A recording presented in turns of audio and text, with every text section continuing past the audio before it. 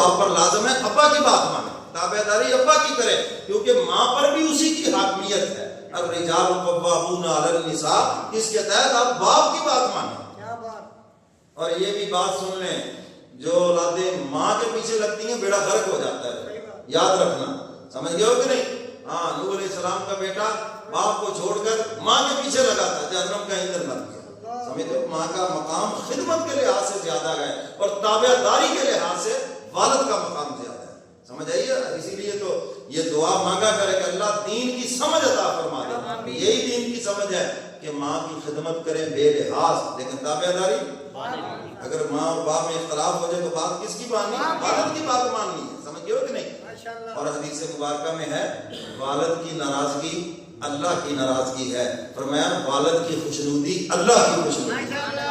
اگر کسی کا باپ تم سے باپ خوش ہے اپنی اولاد سے، فرمایا کان کھول کے سنو اللہ بھی خوش ہے اس اولاد سے۔ تو ماں باپ کی خدمت کریں میرے محترم سامعین۔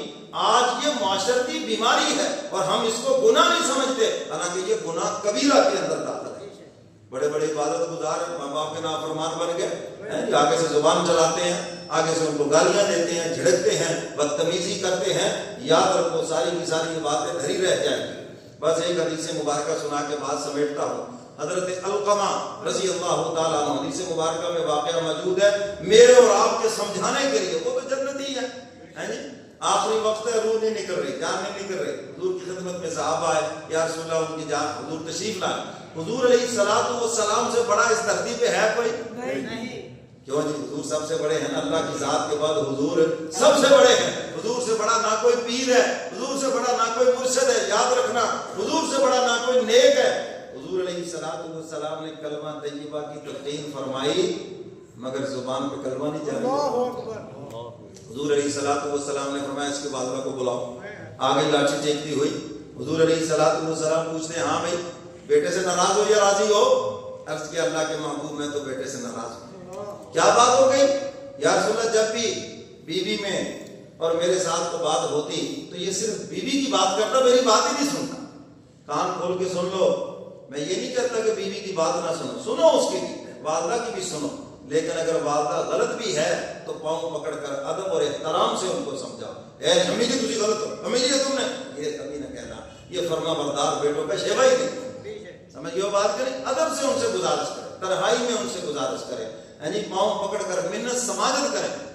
سورہ مریم کے اندر ابراہیم علیہ السلام کا واقعہ دیکھ لیں، یا ابدی یا ابدی، کس طرح پیار سے باپ کہتا ہے میں تجھے چھوڑوں گا نہیں، گھر سے نکال دوں گا، جلا دوں گا، فلاں کر دوں گا، اور وہ یا ابدی یا ابا جان، پیارے ابا جان آپ میری بات تو سنیں۔ کتنے پیار سے نبیوں نے طریقہ ہمیں سکھایا، اسی طریقے کے اوپر چلیں، تو پیار سے ان کو سمجھائے، محبت سے ان کو سمجھائے۔ ہو جاتا ہے انسان جو مختلف طبیعتے ہیں، مختلف مزاج ہیں، تو بات ہو جاتی ہے، کوئی بڑی بات نہیں ہے۔ وہ کی کہتے ہیں پنجابی ہے کہ پانڈے کٹھے پہ کھڑکتے ہی رہتے ہیں، تو یہ ایسی کون سی کوئی عجیب بات ہے، یہ کوئی حیرانگی کی بات نہیں ہے۔ تو میرے محترم سامعین، اہلیہ کو بھی سمجھائیں، بیوی کو بھی سمجھائیں۔ میں یہ نہیں کہتا کہ بیوی کے حقوق غصب کر دیں، اور یہ بھی نہیں کہتا کہ بیوی کی محبت میں ماں کو بالکل نظر انداز کر دیں، ماں کی محبت میں بیوی کو نظر انداز کر دیں۔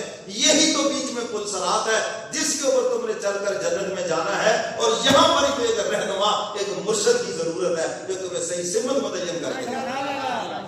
اپنی عقل سے کرو گے تو پھنسے رہو گے وہاں پر، سمجھ گئے ہو بات کریں۔